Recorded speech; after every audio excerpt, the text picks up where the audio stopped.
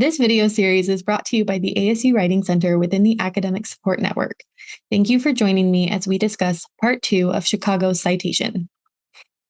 This video, our second in this series, will discuss formatting your paper.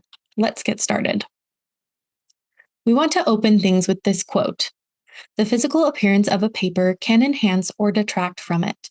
A well-prepared paper encourages editors and reviewers, as well as instructors in the case of student work, to view authors' work as professional. This is good insight into why formatting matters. When you write professionally, uniformity in the field is a good thing, and you'll want to be familiar with the standards for your discipline. For Chicago style, the title page has a specific format. This is an example. The title of your paper is centered and 1/3 of the way down your page. The other information needed is also centered and in the upper half of the page. Many stylistic choices are left up to you in Chicago style, but it is recommended that you are consistent. In Chicago style, information like your degrees or college are not usually needed. However, you should check in with your professor to see what they require. Additionally, you will not start page numbers on the title page. Those will start where the body of your paper is. Chicago style uses both Roman and Arabic numerals to number their pages. Now let's discuss the parts of a paper in Chicago style. There are many potential parts in a Chicago style paper, depending on the citation style and the author's field. They must be in a specific order. We are showing that order in the graphic on the right. This is an example for a notes bibliography style paper. Please note that there are two different citation styles within Chicago style, notes bibliography and author date. We will talk about that more as we move into the next video segment. We will talk about that more as we move into the next video segment. Chicago style allows for more freedom with heading styles than other citation styles.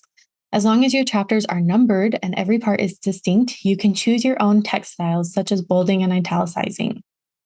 You can use headings to break up your writing, and it helps readers understand where they are in the document. You can add a table of contents at the beginning. In longer papers, it helps to split your work into different topics. New chapters do need to be labeled Chapter 1, Chapter 2, and so on. And they can have additional parts to their title. They do need to start on a new page. And then headings at different levels need to be distinct. You can use the built-in heading setting on your word processor or ask your instructor.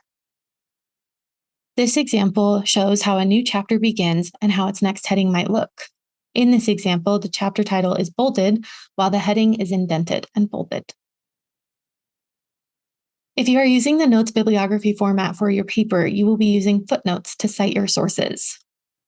A small number will show where you've referenced another author. You place the number after all other punctuation in the phrase of a sentence. This example demonstrates how to cite a book chapter as a long and short footnote. Here they are shortened to the author's last name, a shortened title, and the page numbers. Another citation style is author date. In this case, a set of parentheses shows where you've referenced another author. You place the parentheses after punctuation, but before a quotation mark. If an entire paragraph references the same set of pages, it can be cited at the end of text. If an entire paragraph references the same set of pages, it can be cited at the end of the text section. These are the references that we used in making this video. If you have questions about anything we covered in this video, our online study hub is a great place to post questions and get a tutor response. If you would like to continue learning about Chicago style or find a good resource for answering questions you may have, visit the Chicago Manual of Style website.